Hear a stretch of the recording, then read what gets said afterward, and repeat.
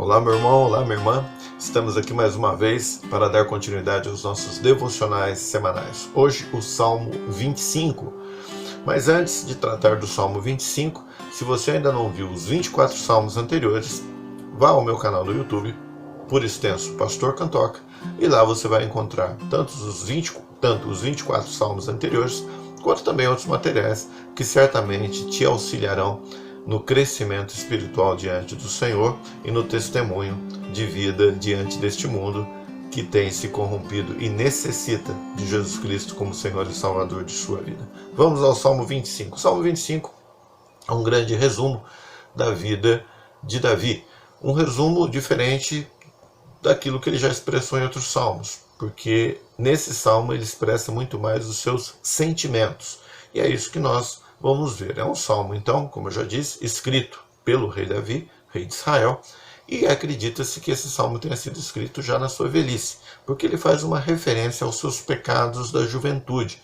E nessa expressão, nos parece então que essa juventude ficou já num tempo bastante distante daquele em que ele escrevia. E por isso acredita-se então que ele já estava com a sua idade avançada quando ele escreveu esse salmo. É um resumo de sua vida, mas um resumo feito de uma forma peculiar.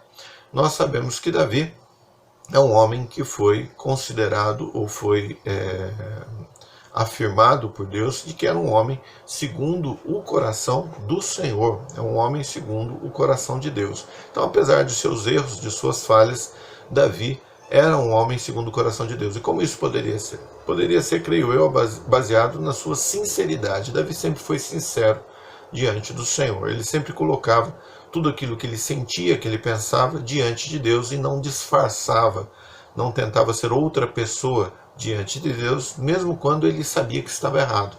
Ele se apresentava diante do Senhor com os seus erros, buscando no Senhor a correção desses erros e as direções a serem tomadas. Então podemos enxergar e saber, por meio do Salmo 25, que Deus sim conhece as nossas fraquezas, conhece as nossas limitações, e não adianta nós escondermos essas fraquezas e limitações do Senhor, porque Ele sabe muito bem quem nós somos e como somos. O que o Senhor quer de nós, o que o nosso Deus quer de nós é sinceridade diante dEle. Ele quer um temor real e não um temor apenas formal. Ele quer um desejo sincero em obedecê-lo, e não que chegue apenas diante dele quando já se obedeceu a determinada ação. Mas ele quer que nós expressemos a ele o desejo e mostremos, nos esforcemos em obedecê-lo. Deus repudia, na verdade, é isso que nós encontramos na Bíblia, Deus repudia a formalidade fria e vazia. Não é isso que ele quer. Ele quer, então, um coração sincero diante dele. Ele quer um relacionamento próximo e íntimo, um relacionamento de confiança com o nosso Deus. E é assim que nós devemos viver.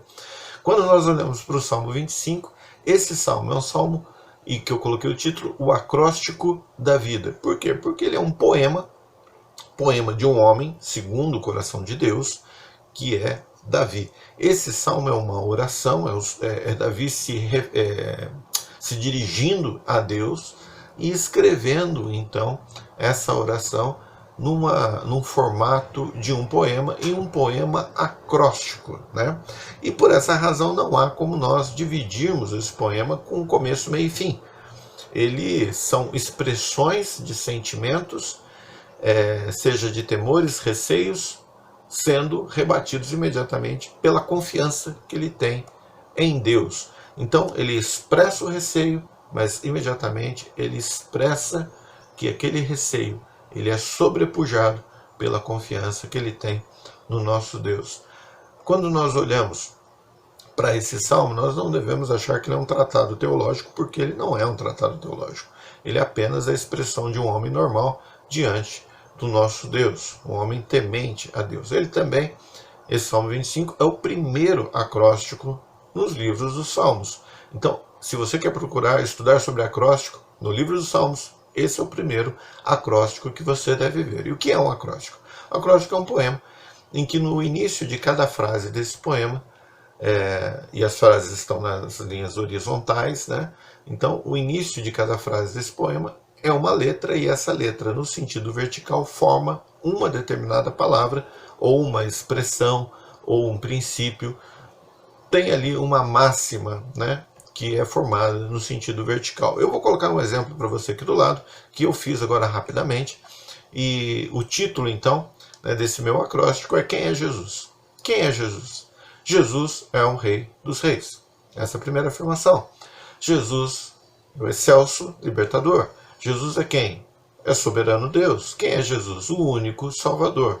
Quem é Jesus? Senhor dos senhores. E se você pegar a primeira letra de cada uma dessas frases, você vai ver a palavra ou o nome Jesus. Isso é um acróstico, é uma forma de um poema, e essa forma é que foi utilizada por Davi.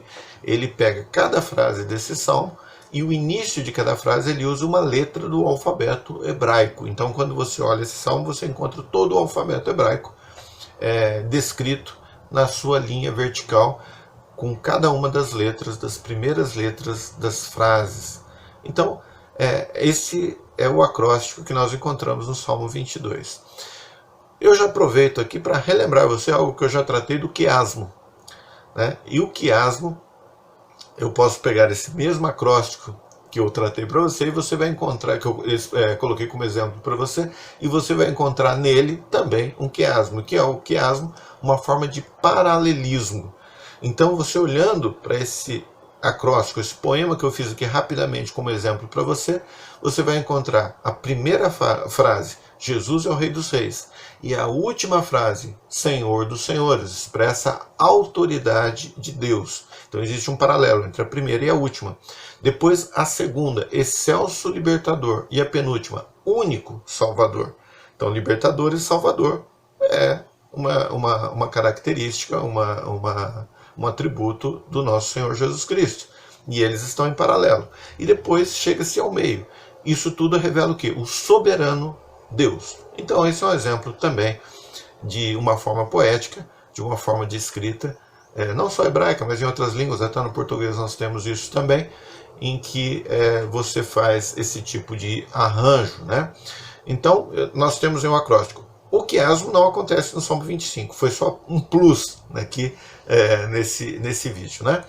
Nós não podemos pensar também, como eu falei, cada frase inicia-se no hebraico com uma letra do alfabeto hebraico. Nós não devemos achar que na nossa língua portuguesa está dessa forma. Nós temos 22 versículos, as 22 frases estão expressas nesses 22 versículos, mas elas não correspondem exatamente uma a cada versículo. Nos 3 primeiros versículos nós temos ali uma dificuldade, e não está versículo 1 a primeira frase, versículo 2 a segunda frase e o versículo 3 a terceira frase. Ali está um pouquinho misturado, mas as 3 estão ali, tá? Bom, com isso o que a gente pode ter certeza? Que ao olharmos a Bíblia hebraica, nós encontramos a beleza dessa poesia, a beleza estética dessa poesia. Quando nós olhamos na língua portuguesa, nós perdemos essa beleza. Mas nós não perdemos a riqueza do ensinamento que está contido nesse salmo. E essa riqueza de ensinamento é que nós vamos ver nesse momento. Eu divido em 3, então, esse salmo. E não com começo, meio e fim, mas 3 expressões de receio do ser humano, mas a certeza de que Deus se sobrepõe a esses medos e receios e incertezas. O primeiro receio que surge é o receio de estar diante do inimigo e ser decepcionado, confundido, ficar embaraçado. Nós encontramos isso na corrigida, ela traz confundido, na atualizada, envergonhado, e na NVI você vai encontrar decepcionado. Mas é aquele sentimento de que nós esperamos algo de alguém, e quando chega no momento em que essa pessoa tem que agir, ela nos decepciona. Nós ficamos confusos porque a ação dessa pessoa é outra, ou às vezes nós ficamos até envergonhados. Nós encontramos esse receio no versículo 1 ao versículo 3 e faço a leitura. A ti, Senhor, levanto a minha alma.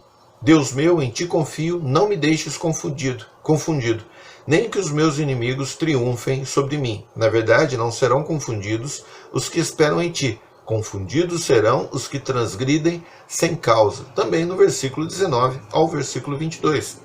Olha para os meus inimigos, pois se vão multiplicando e me odeiam com ódio cruel. Guarda minha alma, livra-me, não me deixe confundido, porquanto confio em ti. Guarda-me em sinceridade e a retidão, porquanto espero em ti. Redime, ó Deus, redime, ó Deus de Israel, todas as suas angústias. Então nós encontramos aqui o receio de ser decepcionado, mas imediatamente a certeza de que Deus não decepcionará. Deus é um Deus fiel. Também a questão de estar aflito, mas essa aflição e essa solidão é apenas um sentimento ilusório, porque Deus não nos desampara. Versículo 15 e versículo 16. Os meus olhos estão continuamente no Senhor, pois Ele tirará os meus pés da rede. Olha para mim e tem piedade de mim, porque estou solitário e aflito. É assim que nos sentimos diante dos inimigos, mas devemos saber que Deus está ao nosso lado. O segundo receio é de não saber as decisões, o que fazer ou quais as decisões serem tomadas no nosso dia a dia. Mas, por outro lado, ter a certeza de que o Senhor nos ensinará exatamente o que nós devemos fazer. Nós encontramos isso no versículo 4 e versículo 5. Faze-me saber os teus ensinos, os teus caminhos, Senhor. Ensina-me as tuas veredas. Guia-me na tua verdade e ensina-me, pois tu és o Deus da minha salvação. Por ti estou esperando todos os dias, ou todo o dia. Versículo 8, versículo 9. Bom e reto é o Senhor, por isso ensinará o caminho aos pecadores. Guiará os mansos em justiça, e aos mansos ensinará o seu caminho. E também no versículo 12 ao versículo 14. Qual é o homem que teme ao Senhor? Ele o ensinará no caminho que deve escolher. A sua alma pousará no bem, e a sua semente herdará a terra. O segredo do Senhor é com aqueles que o temem, e ele lhes mostrará a sua aliança. Então, se existe receio do que eu farei no meu dia a dia, eu posso ter a certeza de que Deus me ensinará. Por fim, o receio das consequências dos meus pecados, mas, por outro lado, a certeza da bondade de Deus em me perdoar. Versículo 6, versículo 7. Lembra-te, Senhor, das tuas misericórdias e das tuas benignidades, porque são desde a eternidade. Não lembres dos pecados da minha mocidade, nem das minhas transgressões, mas segundo a tua misericórdia, lembra-te de mim, por tua bondade, Senhor. Também no versículo 10 e versículo 11. Todas as veredas do Senhor são misericórdia e verdade para aqueles que guardam a sua aliança e os seus testemunhos. Por amor do teu nome, Senhor, perdoa a minha iniquidade, pois é grande. E versículo 17 e versículo 18. As ânsias do meu coração se têm multiplicado. Tira-me dos meus apertos, olha para minha aflição e para minha dor, e perdoa todos os meus pecados. Então nós encontramos aqui o receio do salmista com relação aos seus pecados, mas a certeza de que Deus é um Deus bondoso e o perdoará na sua misericórdia. Se você é um homem ou uma mulher que teme ao Senhor e se esforça, em obedecê-lo, não deixará de sentir receio. Você terá os seus medos, as situações de incertezas na sua vida, mas deverá dominar esse sentimento com a fé na palavra do Senhor. E a palavra do Senhor diz que Ele sempre estará ao seu lado. Ele não te decepcionará diante dos teus inimigos. Ele te ensinará diante de cada decisão a ser tomada no seu dia a dia. E pode ter certeza que em Cristo Jesus Ele te perdoou. Que Deus te abençoe, meu irmão. Que Deus te abençoe, minha irmã. E até semana que vem. Até semana que vem no Salmo 26. Que Deus o abençoe, que Deus lhe guarde. E até lá.